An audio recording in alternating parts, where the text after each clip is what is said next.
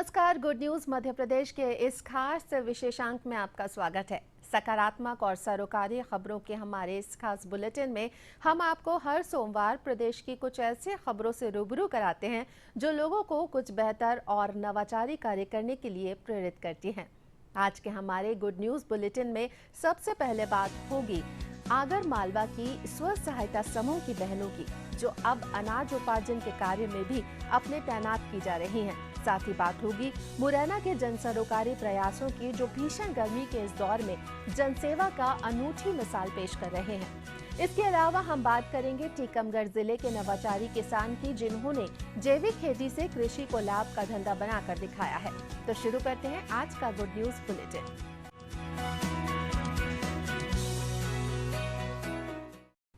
आज महिलाएं देश में किसी भी क्षेत्र में पुरुषों से कम नहीं हैं। वो पुरुषों के साथ कंधे से कंधा मिलाकर कार्य कर रही हैं। पिछले कुछ सालों के दौरान महिलाओं के आपसी सहयोग से उभरे स्व सहायता समूह अब मंडियों में अनाज की खरीदी का काम भी कर रहे हैं। आगर जिले के करीब आधे खरीदी केंद्रों पर इन स्व सहायता समूहों ने पारदर्शिता और ईमानदारी से इस कार्य को पूरा कर एक प्रेरक उदाहरण प्रस्तुत किया है। देखते हैं ये रिपोर्ट।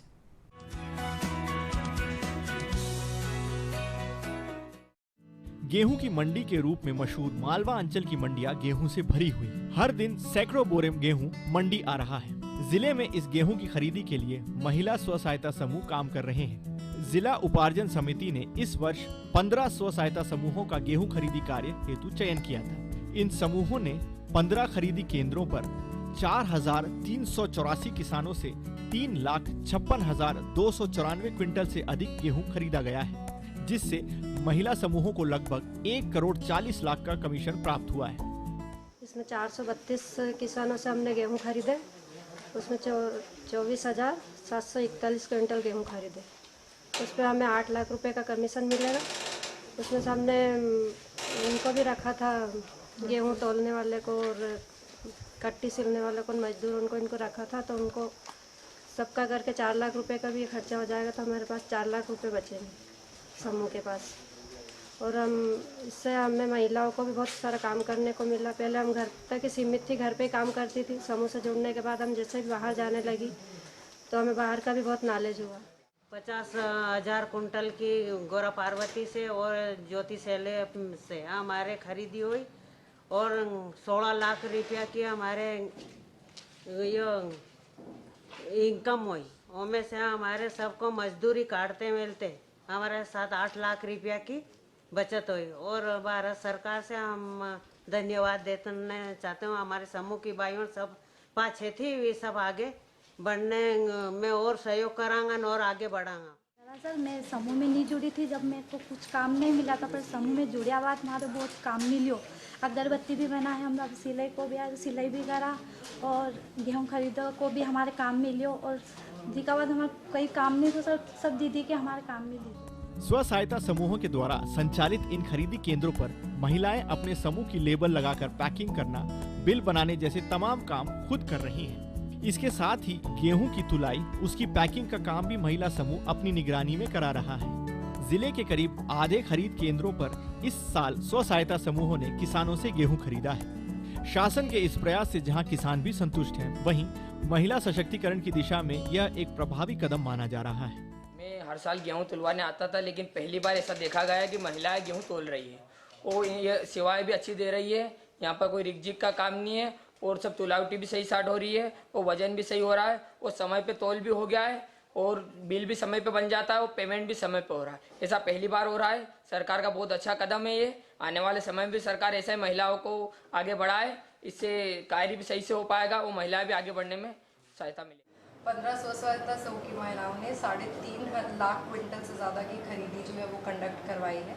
ये बहुत ही सक्सेसफुल एक्सपेरिमेंट रहा और इससे महिलाओं को एक बढ़िया आय का स्रोत जो है वो मिला है। उसके अलावा महिला सशक्तिकरण में भी ये एक इम्पॉर्टेंट रोल जो है वो प्ले कर रहा है। हमें आशा है कि सक्सेसफुल एक्सपेरिमेंट के बाद आने वाले वर्षों में भी हमारे स्व सहायता समूह जो है वो उपार्जन, गेहूँ उपार्जन और अन्य उपार्जन जो शासन कंडक्ट करता है उसमें पार्टिसिपेट करेंगी।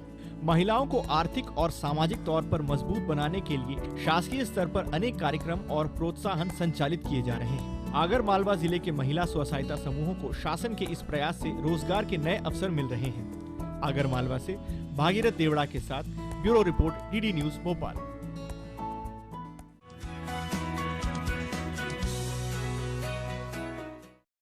मुरैना रेलवे स्टेशन में गर्मी के मौसम में यात्रियों को शीतल जल मुहैया कराने के लिए खास इंतजाम किए गए हैं। रेलवे स्टेशन पर भारत स्काउट और गाइड के बच्चों के साथ साथ शहर के समाज सेवी भी इस पुनीत कार्य में अपना हाथ बटा रहे हैं। देखते हैं ये रिपोर्ट।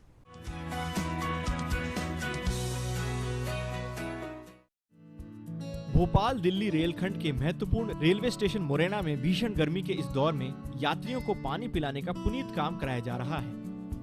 दिल्ली से झांसी और झांसी से दिल्ली के बीच मुरैना रुकने वाली आधा दर्जन से अधिक रेलगाड़ी के सामान्य डिब्बे के बाहर प्लेटफॉर्म पर जब ठंडे पानी की आवाज लगती है, तब यात्री पानी की बोतल के साथ खिड़कियों पर उमड़ पड़ते हैं। स्काउट गाइड के वॉलंटियर्स भी हर यात्री के पास पहुंचकर उन्हें शीतल जल उपलब्ध करा रहे हैं। ठंडा पानी पीने से तृप्त यात्री इस अभियान की तारीफ करते नहीं थकते हैं। प्यासे यात्रियों को पानी पिलाने के इस नेक काम में केवल स्काउट गाइड ही नहीं, बल्कि शहर के सैकड़ों समाज सेवी भी सहयोग करते हैं। मुझे काफ़ी अच्छा लगता है, मैं यहाँ पे सेवा करती हूँ। मेरे पेरेंट्स भी कुछ नहीं कहते हैं, क्योंकि वो लोग जानते हैं कि हम एक दूसरे की हेल्प करेंगे तो मतलब तभी ये सब अच्छा ही चलेगा। और मुझे बहुत अच्छा लगता है। पहले लोग वहाँ इधर आते थे तो स्टेशन में अपनी खिड़कियों का गेट बंद कर लिया करते थे, बोलते थे मुरैना रेलवे स्टेशन है, जो कि डाकुओं के लिए जाना जाता था। लेकिन आजकल क्या माना गया है कि पानी के लिए जाना जाता है। अक्सर बोलते हैं लोग वहाँ कि यहाँ पे पानी चंबल का मिलता है, बहुत अच्छा ठंडा पानी मिलता है यहाँ पे, तो सभी खिड़कियाँ खोल के और अपना पानी लेते हैं। काफ़ी लोग हमें भी आशीर्वाद देके जाते हैं, बहुत अच्छा काम कर रहे हो। नहीं, यहाँ ठंडा पानी है, इसलिए ठंडा पानी है, बहुत अच्छा पानी, ठंडा पानी है। तो आप हर बार आते हैं यहीं से पानी? हाँ, यहीं से लेते हैं। ये तो हम तो बहुत दिन से चल रही, इसी गाड़ी में चल रहे हैं झेलम में, बहुत दिन से।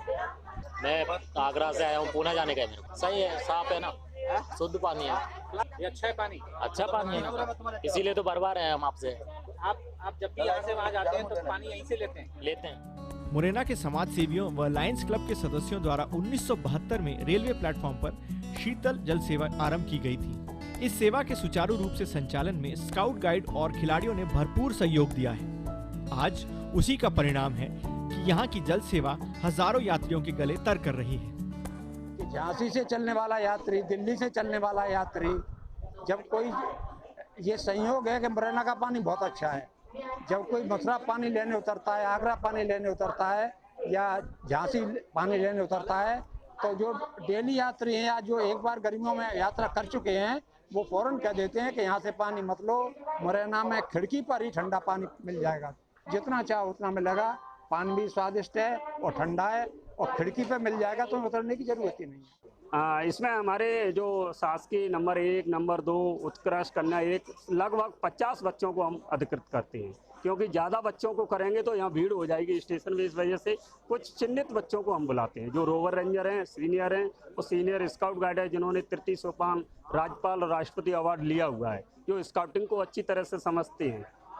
और ये हमारा एक सेवा कार्य हमारे राष्ट्रपति अवार्ड में भी जुड़ता है। इस तरह से हम काम करते हैं। जब भी अवसर मिलता है, मैं स्काउटिंग से जुड़ा हुआ हूँ पूर्व से। शीतल जल सेवा में मैं अपनी सहभागिता के लिए यहाँ समय निकाल करके आता हूँ और जितना मुझ पर संभव हो सकता है मैं यहाँ सेवा का प्रयास करता हूँ।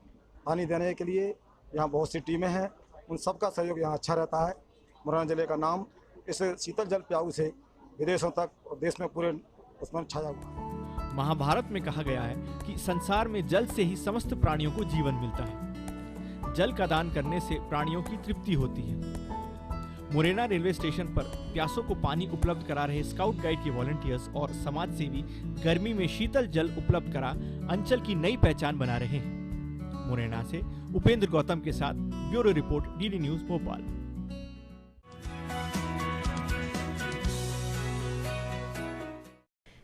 टीकमगढ़ जिले के लिधोरा ताल के किसान बालचंद अहिरवार ने प्राकृतिक खेती कर अपनी आय में वृद्धि की है।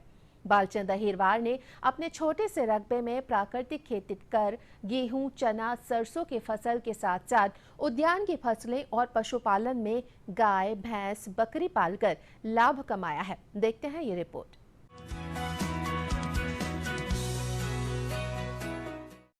टीकमगढ़ जिले के जतारा विकासखंड के ग्राम लिधौरा ताल के ये हैं बालचंद अहिरवार। बालचंद अहिरवार अपने छोटे से खेत में गेहूं, चना, सरसों की फसल के साथ साथ उद्यानिकी फसलें भी लगा रहे हैं। इसके साथ साथ वे पशुपालन में गाय, भैंस, बकरी पालकर लाभ कमा रहे हैं। बालचंद अहिरवार रासायनिक खाद का उपयोग नहीं करते हैं, बल्कि अपने घर के जानवरों के गोबर की वर्मी कंपोस्ट खाद का इस्तेमाल करते हैं। खेती के साथ साथ हम उद्यानिकी फसल लेते हैं, अनार भी है, अमरूद भी है और सब्जी भी लेते हैं। कितने कितने पेड़ अनार अमरूद? अनार के 120 पौधा अनार के हैं सर। हाँ। और 80 पौधा मैंने अमरूद के लगाए रखे हैं। पपीता 80 पौधा मैंने पपीते के लगाए हैं, देसी वैरायटी है सर। ये प्राकृतिक खेती से कर रहा है सर पूरा। तो कितना फायदा होता है पपीता? पपीता से ऐसे है कि हमें हर एवरेज औसत कम से कम 4 से 5 क्विंटल हर महीना बेचते हैं। वो 20 रुपये किलो में निकल जाता है सर। अनार जाता है सर 80 से 100 रुपये किलो तक जाता है। तो पशुपालन भी कहते हैं सर, गाय भी है, भैंस भी हैं और बकरी पालन भी कहते हैं सर। तो जो गाय है, गाय से अपना जो गोबर मटेरियल बनता है प्राकृतिक खेती के लिए, जीवामृत घनजीवामृत गाय के गोबर गौमूत्र से बना लेते हैं।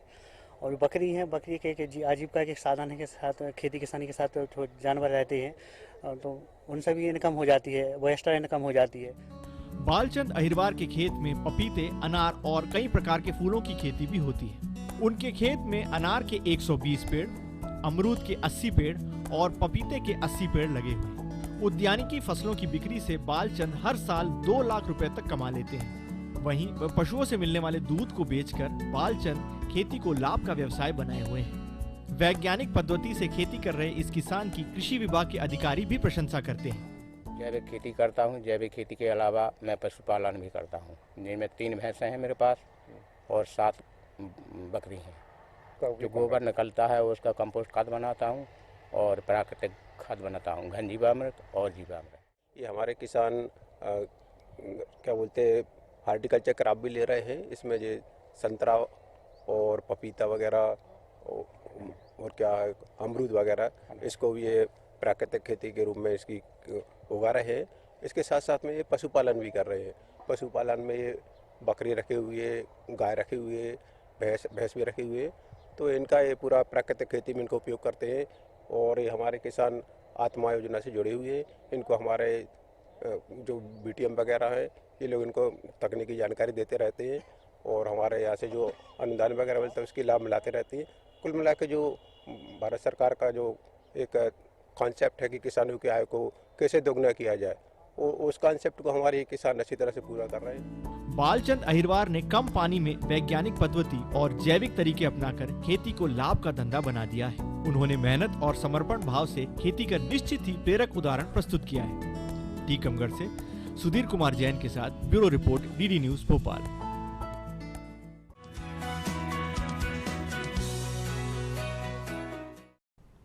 हमारे इस खास सेगमेंट में आज बस इतना ही। आप हमारे इस कार्यक्रम से जुड़े सुझाव या कोई जानकारी हमें हमारे ईमेल goodnewsddnews.mp@gmail.com पर भेज सकते हैं। तो फिलहाल इस बुलेटिन में इतना ही। अगले हफ्ते फिर कुछ और सकारात्मक सरोकारी खबरों के साथ आपसे दोबारा मिलेंगे। तब तक के लिए दीजिए इजाजत। नमस्कार।